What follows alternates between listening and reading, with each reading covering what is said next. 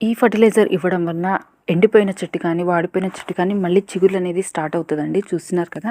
చిన్న చిన్నగా చిగుర్లు రావడం స్టార్ట్ అయింది. మొత్తం ఎండిపోయింది అనుకున్నా కానీ, ఈ ఫర్టిలైజర్ ఇవ్వడం వల్ల అయితే కంపల్సరీగా చిగుర్లు స్టార్ట్ అయితాయండి. కంపల్సరీగా మీరు కూడా ప్రిపేర్ చేసి వారానికోసారి మీ మొక్కలకి ఇస్తూ ఉండండి. కొత్త చిగుర్లు స్టార్ట్ అయితాయి అండ్ కొత్త కొమ్మలు కూడా స్టార్ట్ అయితూ ఉంటాయన్నమాట.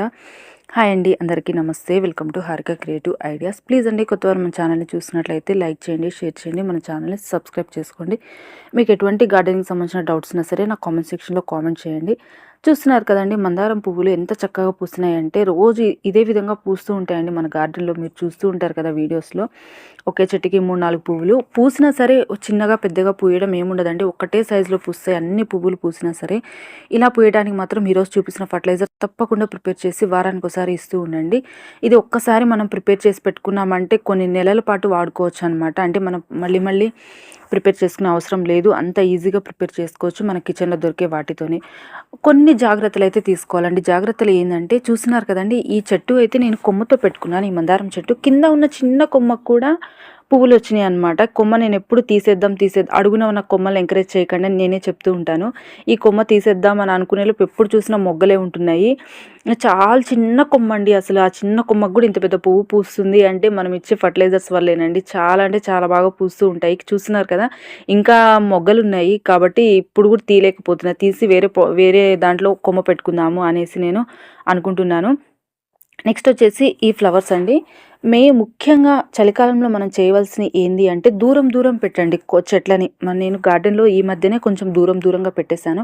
దగ్గర మాత్రం అస్సలు పెట్టకండి. ఎందుకంటే ఎండ పడదు మనకు వచ్చే 2-3 అవర్స్ ఎండ అయినా మన మొక్కల మీద పడేలాగా ఒక చెట్టు నీడ ఒక చెట్టు మీద పడుతూ ఉండడం వల్ల కూడా వచ్చిన మొగ్గలు కూడా రాలిపోతూ ఉంటాయి. కొత్త మొగ్గలు అనేవి రావు.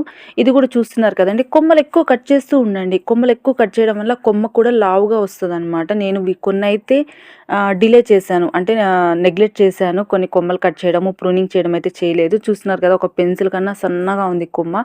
వీటిని ఎక్కువ కటింగ్ ప్రూనింగ్ చేసుకుంటా ఉంటే కొమ్మ కూడా లావుగా వస్తుంది, మనకి ఫ్లవరింగ్ కూడా ఎక్కువ వస్తుంది, కొమ్మలు కూడా ఎక్కువ వస్తాయి. ఇది అయితే ఒక తాటి చెట్టు పెరిగినట్టే పెరుగుతుంది. ఫ్లవరింగ్ అయితే తక్కువే వస్తుందండి, ఎందుకంటే నేను ప్రూనింగ్ చేసుకోలేదు కదా. మన గార్డెన్లో ఉన్న పువ్వులన్నీ తెంచేసాను. చూస్తున్నారు కదా, వచ్చేయండి మనం ఫర్టిలైజర్ చూసేద్దాం. ఇది ఫర్టిలైజర్ కోసము నేను ఒక 5 ఇంగ్రీడియంట్స్ కలిపి ప్రిపేర్ చేస్తున్నానండి. ఫర్టిలైజర్ వచ్చేసి ఇది వచ్చేసి మనకి బోన్ మీల్ అండి. నేను ఆల్రెడీ ఒక వీడియో చేశాను, మీల్ మేకర్తో తయారు చేశాను అనమాట. బోన్ మీల్కి ఈక్వల్గా పనిచేస్తుంది ఇది. అంటే మన పశువుల ఎముకల్ని స్టీమ్ చేసి పౌడర్ చేస్తారు. అది ఇవ్వడం ఇష్టం లేని వాళ్ళైతే ఇది కంపల్సరీ ఇవ్వండి. దాంతో సమానంగా పనిచేస్తుంది. మనకు కావాల్సిన కాల్షియం అయితే అందుతుంది మన మొక్కలకి. నెక్స్ట్ వచ్చేసి ఆవపిండి అండి. ఆవపిండి ఎట్లా అంటే ఒక వీడియోలో ఫుల్గా చెప్పానండి నేను. ఆవపిండిని మనకి ఆవచెక్క బయట దొరుకుతుంది. దొరకని వాళ్ళు ఏం చేయాలంటే ఆవాల్ని పిండి చేసుకోవాలండి. ఆవాల్ని బాగా ఎండపెట్టి పిండి చేసుకొని ఒక న్యూస్ పేపర్లో కట్టి పైన ఒక రాయి పెట్టాలి. బరువు పెట్టడం వల్ల ఏంటి అంటే ఆయిల్ అనేది మొత్తం పేపర్ పీల్ చేసుకుంటుంది. టిష్యూ పేపర్ అయినా పర్లేదు, న్యూస్ పేపర్ అయినా పర్లేదు. ఆయిల్ పీల్చుకున్న తర్వాతే వాడుకోవాలండి మనము. ఆయిల్తో వాడుకోవడం వల్ల మొక్కలైతే డల్ అయ్యే ఛాన్స్ ఉంటుంది. కాబట్టి మన ఛానల్లో వీడియో ఉంది ఒకటి. నెక్స్ట్ వచ్చేసి ఇది అరటి తొక్కలండి. అరటి తొక్కల్ని బాగా ఎండపెట్టి పౌడర్ చేసుకోండి. ఇదైతే నేను చాలా ఎక్కువగా వాడుతూ ఉంటాను మన మొక్కలకి. అన్ని పూల మొక్కలకి చాలా బాగా ఉపయోగపడుతుంది. పువ్వులు రాని మొక్కకు కూడా పూలు పూయిస్తుంది అనమాట ఈ ఫర్టిలైజరు. నేను ఒక డబ్బా నిండా చేసుకున్నా, నాకు పావంతు కూడా లేదు, అంత ఫుల్ వాడేశాను. నెక్స్ట్ వచ్చేసి టీ పౌడర్ అండి. మనం టీ పెట్టి అయిపోయిన తర్వాత టీ పౌడర్ ఉంటుంది కదా, దాన్ని అయితే బాగా వాష్ చేసుకొని ఎండపెట్టుకోవాలి. బాగా ఇట్లా పొడిగా అయ్యేంత వరకు ఎండపెట్టుకోవాలండి. పచ్చిది మాత్రం అస్సలు వాడకండి. నెక్స్ట్ వచ్చేసి పసుపు మనకి మంచి యాంటీబయాటిక్గా పనిచేస్తుందండి. మొక్కలు ఎటువంటి ఫంగస్ రాకుండా, మట్టి భాగంలో కూడా ఎటువంటి ఫంగస్ రాకుండా ఉపయోగపడుతుంది. ఇవన్నీ మనం మొక్క రీపాటింగ్ చేసుకునేటప్పుడు కూడా మనం ఇవన్నీ వేసుకోవాలి. నెక్స్ట్ టీ పొడి చూడండి, నేను ఎట్లా ఎండపెడుతున్నాను అంటే ఇంత పెద్ద బుట్టలో పెట్టారా అనుకోవచ్చు మీరు. పావురాలు వచ్చి మొత్తం కింద చల్లేస్తున్నాయండి. అందుకని నేను ఒక పెద్ద బుట్టలో పెట్టి కంటిన్యూగా ఎండబెడుతూనే ఉంటాం. మన గార్డెన్లో ఏవో ఒకటి ఎండబెడుతూనే ఉంటానండి. మట్టి కానీ, కంపోస్ట్ కానీ. చూస్తున్నారు కదా, అరటి తొక్కలు ఇలా బాగా ఎండిన తర్వాతే మనం పౌడర్ చేసుకోవాలన్నమాట. కొంచెం పచ్చిగా ఉన్నప్పుడు కూడా చేయకండి, ఫంగస్ లాగా వచ్చి మనకి పౌడరు చెడిపోతుంది. కాబట్టి బాగా ఎండపెట్టండి. అరటిపండు తొక్కలు, గుడ్లు తొక్కలు అండ్ నెక్స్ట్ వచ్చేసి పొటాటో పీల్స్. ఇవన్నీ నేను ఒక ఫుల్ వీడియో ఒకటి చేద్దాం అనుకుంటున్నా, ఏవేవి ఎండపెట్టుకొని పౌడర్ చేసుకోవాలి అనేసి. చూస్తున్నారు కదా, ఇవి కూడా ఎండపెట్టుకొని నేను పౌడర్ చేసుకుంటాను. ఇంకా ఎండలేదు, బాగా ఎండిన తర్వాత మాత్రమే పౌడర్ చేసుకోండి. ఇవన్నీ ఎంతెంత క్వాంటిటీ తీసుకోవాలో చూపిస్తున్నానండి. అన్నీ ఒక్కొక్క స్పూన్ క్వాంటిటీ అండి. ఫస్ట్ వచ్చేసి మీల్ మేకర్ పౌడరు సారీ, ఇది వచ్చేసి banana peel powder 1 spoon. Next వచ్చేసి మీల్ మేకర్తో తయారు చేసిన పౌడరు, ఇది ఒక 1 టీ స్పూన్ తీసుకోండి. ఇది వచ్చేసి ఆవాలతో తయారు చేసిన పౌడర్ అనమాట. ఆవపిండి మనము మామిడికాయ పచ్చడి పట్టుకునేటప్పుడు మిగిలిన ఆవపిండి అయినా వాడుకోండి, మనకి ఎక్స్పైరీ అయిపోయిన ఆవాలతో ప్రిపేర్ చేసుకున్నది అయినా వాడుకోండి. 1 స్పూన్ వచ్చేసి అరటిపండు తొక్కల పొడి, ఇంకొక స్పూన్ వచ్చేసి ఆవపిండి వేసానండి, ఇంకొక స్పూన్ వచ్చేసి మీల్ మేకర్ పౌడరు. టీ పొడి మాత్రం 2 స్పూన్స్ వేసుకోండి. ఎందుకు అంటే మీరు వాడింది లేదు, ఫ్రెష్ టీ పౌడర్ వాడుతున్నాను అంటే మాత్రం 1 టీ స్పూన్ వేసుకోండి. ఇది వాడింది కాబట్టి నేను ఒక 2 టీ స్పూన్స్ వేసుకుంటున్నాను. నెక్స్ట్ వచ్చేసి పసుపు అండి. పసుపు అయితే ఒక 1/2 టీ స్పూన్ వేసుకుంటున్నాను. 1 టీ స్పూన్ క్వాంటిటీకి అన్ని ఒక్కొక్క టీ స్పూన్ అండి. టీ పౌడర్ మాత్రం వాడింది అయితే 2 టీ స్పూన్లు వేసుకోండి. ఫ్రెష్ది అయితే 1 టీ స్పూన్ వేసుకోండి. ఇవన్నీ వేసుకొని బాగా మిక్స్ చేసుకోవాలండి. ఇలా మిక్స్ చేసి కూడా మీరు స్టోర్ చేసుకోవచ్చు. నేను అదే చేస్తాను ఇప్పుడు. నేను ఎప్పుడు ఒక డబ్బా నిండా చేసి పెట్టుకుంటానండి. అన్నీ కలిపి మిక్స్ చేసి పెట్టుకుంటాను. ఎప్పుడు ఇవ్వాలి అనుకుంటే మొక్కలకి అప్పుడు ఇన్స్టెంట్గా తీసుకెళ్ళి ఇచ్చేస్తుంటా. మనం ప్రతిసారి ఇలా మిక్స్ చేసుకోవాలన్నా కూడా మనకి కుదరదు కదా. కాబట్టి అన్నీ ఒకేసారి మిక్స్ చేసి ఒక డబ్బాలో అయితే పెట్టుకోండి. నేను ఇది మిక్స్ చేసి మనం మొక్క రిపోర్టింగ్ చేసుకునేటప్పుడు ఇలా మిక్స్ చేసుకుని ఇచ్చేయచ్చండి, చాలా బలం అనమాట. నెక్స్ట్ వచ్చేసి మొక్కకి ఇచ్చేటప్పుడు తీసుకోవాల్సిన జాగ్రత్తలు ఏంటంటే, ఇలా పిచ్చి మొక్కలు ఉంటే మాత్రం వెంటనే తీసేసుకుంటూ ఉండండి. గార్డెనింగ్ మెయింటైన్ చేసే వాళ్ళు ఫేస్ చేసే ప్రాబ్లం ఏంటి అంటే, కుండీలలో ఎప్పుడు గడ్డి మొక్కలు, ఈ పిచ్చి మొక్కలు అయితే ఎక్కువ తీసే కొంది వస్తూనే ఉంటాయండి. ఇవి మట్టిలో విత్తనాలు ఉంటాయి కదా, మనం డైలీ వాటరింగ్ చేయడం వల్ల ఆ తడికి ఇవనేది మొక్కలు అయిపోతూ ఉంటాయి. ఎన్ని తీస్తామో అయినా కూడా వస్తూ ఉంటాయి. చూస్తున్నారు కదండి. ఫస్ట్ అయితే ఏదో ఒకటి స్పూన్ కానీ ఏదన్నా కర్ర కానీ ఏదో ఒకటి తీసుకొని మట్టిని అయితే లూజ్ చేసుకోండి. లూజ్ చేసుకున్న తర్వాత ఈ పౌడర్ అయితే ఇవ్వాలండి. ఇదే కాదు, ఏదైనా ఎక్సెల్ పౌడర్ అయినా, బనానా పీల్ పౌడర్ అయినా, ఏదైనా సరే మట్టిని కొంచెం లూజ్ చేసుకొని ఇవ్వడం వలన ఏంటంటే మట్టికి అందుతుంది అనమాట. మనం పైన వేసామంటే అది పైనే ఉండిపోతుంది, ఎండకి ఎక్స్పోజ్ అయ్యి వాటిలో ఉన్న పోషకాలు కూడా పోతాయి అనమాట. ఇలా కాకుండా మట్టిని అయితే లూజ్ చేసుకోండి. మీరు ఎటువంటి ఫర్టిలైజర్స్ ఇవ్వకపోయినా కూడా మట్టిని అయితే ఒక 15 రోజులకోసారి లూజ్ చేసుకుంటూ ఉండండి. ఎందుకంటే గాలి వెళ్తురు లోపలికి వెళ్తూ ఉండడం వల్ల ఫంగస్ కూడా ఎక్కువ అటాక్ కాదు మట్టికి. కాబట్టి ఇలా నేనైతే ఇంత పెద్ద పాట్కి ఇది వచ్చి 60 ఇంచెస్ పాట్ అండి. దీనికి నేను ఒక 2 స్పూన్స్ వేసుకుంటున్నాను. మీరు కుండీ సైజుని బట్టి తీసుకోండి. మొక్క దగ్గర మాత్రం అస్సలు వేయకండి, చెట్టు దగ్గర మాత్రం అస్సలు వేయకండి.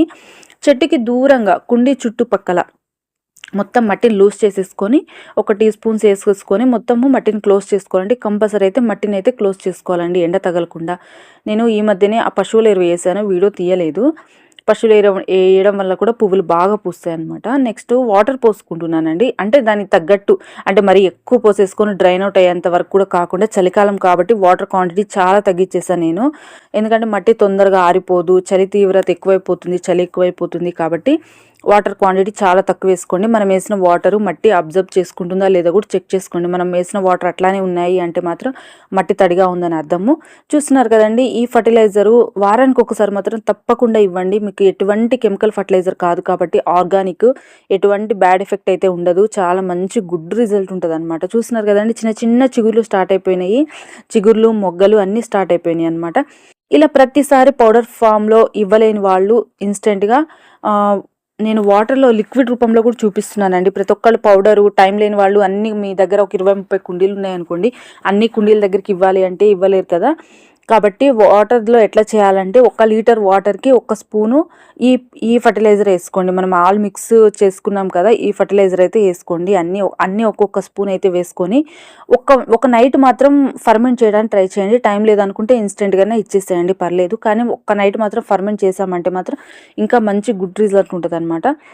ఇలా ఫర్మెంట్ చేసుకున్నది మీరు కొంచెం వాటర్లో డైల్యూట్ చేయండి. 1:5 రేషియోలో వాటర్లో డైల్యూట్ చేయండి. అంటే మనకి 1 మగ్గు ఈ ఫర్టిలైజర్ వాటర్ వచ్చిందంటే మాత్రం ఒక 5 మగ్గులు నార్మల్ నీళ్ళు కలుపుకొని ఫర్టిలైజర్ అయితే మొక్కలకి ఇస్తూ ఉండండి. ఇలా ఇవ్వడం వల్ల కూడా చాలా బాగా ఉపయోగం ఉంటుంది.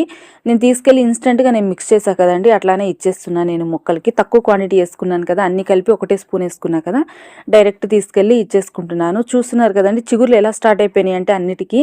ఇలా కింద ఉన్నాయి మాత్రం కట్ చేసుకోవాలండి, కింద ఉన్నాయి మాత్రం అస్సలు ఉంచకండి. ఎందుకంటే అవి మట్టిని తాకడం వల్ల ఎక్కువ ఫంగస్ అనేది చెట్టు మీదకి ఎక్కువైపోతుంది అనమాట. అందుకని కింద ఉన్నాయి మాత్రం కంపల్సరీగా కట్ చేస్తూ ఉండండి. ఇలా కట్ చేయడం వల్ల ఏంటంటే మట్టికి కూడా గాలి వెలుతురు తగులుతూ ఉంటుంది. కనీసం ఎండ తగిలే ఒక 2 2 to 3 అవర్స్ ఎండ తగిలే ప్లేస్లో అయినా పెట్టండి. మరొకసారి చెప్తున్నానండి, మొక్కలు దూరంగా పెట్టండి. చలికాలం అంతా నేను చూస్తున్నారు కదా, అక్కడొక మొక్క అక్కడొక మొక్క పెట్టాను.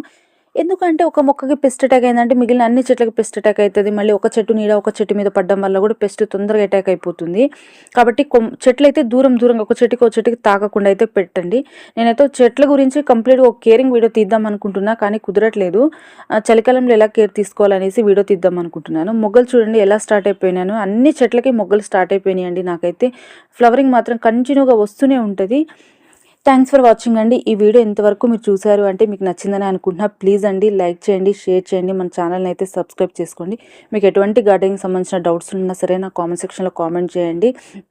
మీకు ఎటువంటి పూల మొక్కలు అంటే ఇష్టం కూడా నా కామెంట్ సెక్షన్లో కామెంట్ చేయండి. అంటే మందారాలు, గులాబీలు, చామంతులు, మల్లెపూలు ఇలాంటివి ఎటువంటి ఇష్టం ఉన్నా సరే నా కామెంట్ సెక్షన్లో కామెంట్ చేయండి. ఈ వీడియో మీకు ఎలా అనిపించింది ప్లీజ్ అండి మన ఛానల్ని అయితే తప్పనిసరిగా సబ్స్క్రైబ్ చేసుకోండి. Happy gardening.